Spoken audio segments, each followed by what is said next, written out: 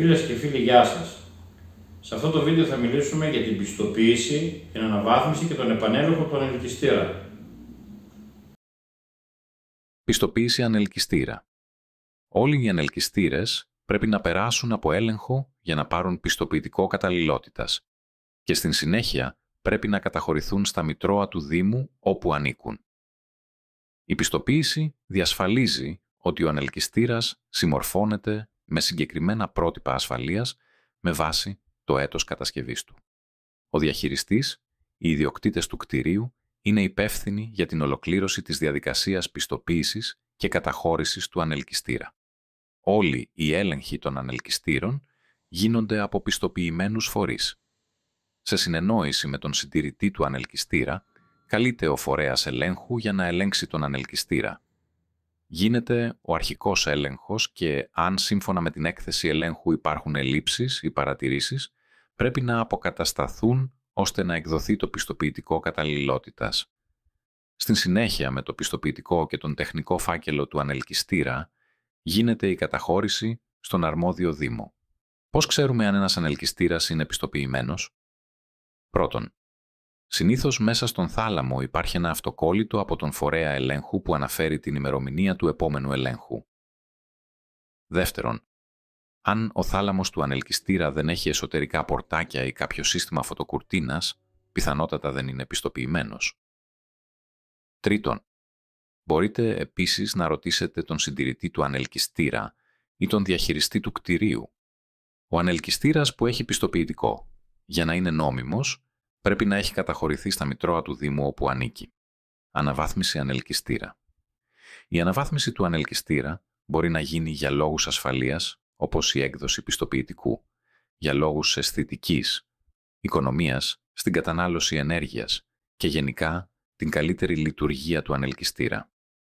Η αναβάθμιση που γίνεται για την έκδοση πιστοποιητικού γίνεται με βάση την έκθεση ελέγχου του ανελκυστήρα. Αυτή η έκθεση συντάσσεται σύμφωνα με ένα πρότυπο ασφαλείας, το οποίο εξαρτάται από το έτος κατασκευής ή την ημερομηνία έκδοσης της άδειας του ανελκυστήρα. Εδώ να αναφέρουμε ότι σε άλλες χώρες οι ανελκυστήρες ελέγχονται όλοι με τα τελευταία πρότυπα ασφαλείας.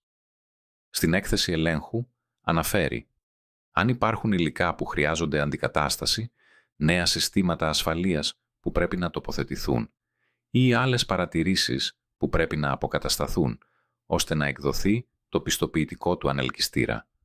Όσο πιο παλιός είναι ο ανελκυστήρας, τόσο μεγαλύτερο το κόστος αναβάθμισης του. Πολλοί προσπαθούν να βρουν την πιο οικονομική προσφορά για την αναβάθμιση του ανελκυστήρα τους μέσω email. Δυστυχώς δεν είναι κάτι τόσο απλό.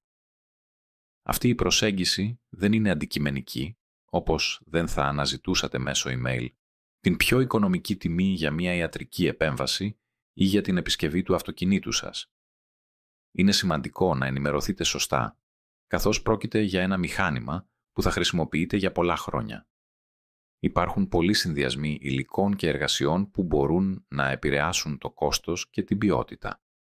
Όσον αφορά την αναβάθμιση, είναι σημαντικό να μιλήσετε με τον συντηρητή του ανελκυστήρα σας για τις διαθέσιμες επιλογές, ώστε να επιτευχθεί σύμφωνα με τις δυνατότητες και τις ανάγκες σας το καλύτερο αποτέλεσμα. Επανέλεγχος ή περιοδικός έλεγχος ανελκυστήρα. Ο ανελκυστήρας είναι ένα μέσο καθημερινής μετακίνησης. Η φιλοσοφία του ελέγχου είναι η ίδια με το ελέγχο του κταίου που περνάει το αυτοκίνητο. Η διάρκεια ισχύως του πιστοποιητικού που εκδίδεται μετά τον έλεγχο του ανελκυστήρα κυμαίνεται από 1 έως 2 χρόνια σε δημόσια κτίρια, από 3 έως 4 χρόνια σε επαγγελματικά κτίρια και 5 έως 6 χρόνια σε κτίρια κατοικιών. Λίγο πριν την λήξη του πιστοποιητικού, πρέπει να γίνει επανέλεγχος του ανελκυστήρα για την έκδοση νέου πιστοποιητικού, το οποίο θα αντικαταστήσει το παλιό στο φάκελο του ανελκυστήρα. Όλοι οι έλεγχοι των ανελκυστήρων γίνονται από πιστοποιημένους φορείς. Σκοπός τους είναι να ελεγχθούν τα συστήματα ασφάλειας και τυχόν αλλαγές στον ανελκυστήρα. Επιπλέον πληροφορίες στην περιγραφή του βίντεο. Ευχαριστούμε πολύ για την παρακολούθηση.